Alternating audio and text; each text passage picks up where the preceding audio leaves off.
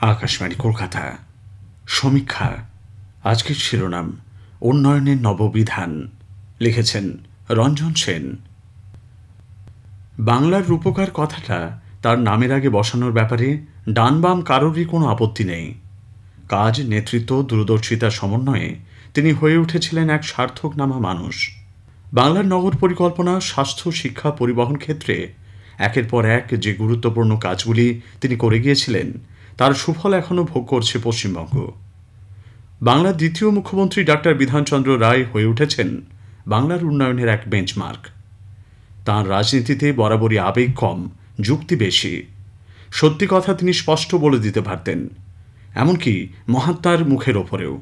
1933-এর অনশনের সময় গান্ধীজির শরীর খুব খারাপ হতে থাকে, কিন্তু স্বদেশী নয় বলে তিনি কোনো ওষুধ খেতে রাজি হচ্ছিলেন না।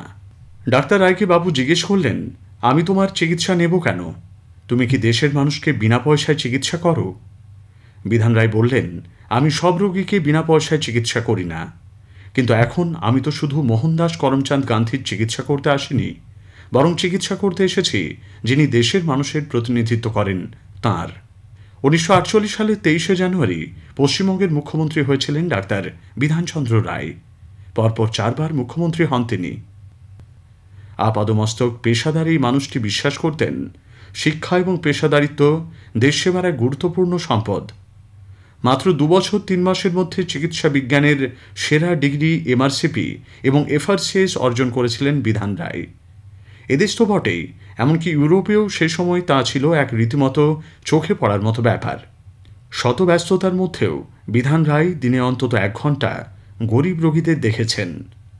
দেশভাগ বিধ্বস্ত, দাঙ্গা কবলিত, জনসংখ্যার চাপে অতিষ্ঠ এবং কেন্দ্রের মোটেই মনোযোগ না পাওয়া একটি রাজ্যের এগোনোর ভিত গড়েছিলেন তিনি। তাঁর আমলে রূপায়িত হয়েছে বাংলার বহু গুরুত্বপূর্ণ উন্নয়ন প্রকল্প। দুর্গাপুর, কল্যাণী, সল্টলেক, অশোকনগর সবই বিধান রায়ের ভাবনার ফসল।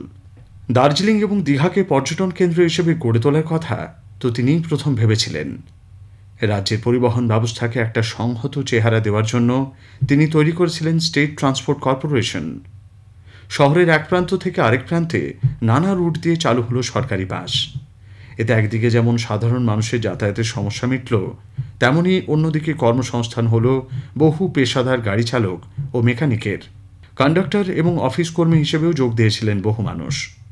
শহরে ট্যাক্সি সার্ভিসও চালু হয়েছিল বিধান রায়ের আমলে।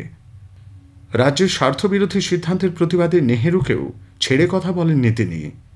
উদ্বাস্তু সমস্যার সমাধান নিয়ে কংগ্রেসের কেন্দ্রীয় নেতৃত্ব, বিশেষত নেহেরুর সঙ্গে তীব্র মতপার্থক্য ছিল বিধানচন্দ্র রায়ের। বিধানচন্দ্র রায় ছিলেন প্রকৃত অর্থেই দূরদর্শী রাজনীতিবিদ। প্রফুল্ল ঘোষের সংক্ষিপ্ত মুখ্যমন্ত্রিত্বের পর 48 থেকে 62 সালের আগে পর্যন্ত মুখ্যমন্ত্রী ছিলেন তিনি। উন্নয়ন ভাবনাই ছিল তাঁর রাজনীতির মূল মন্ত্র।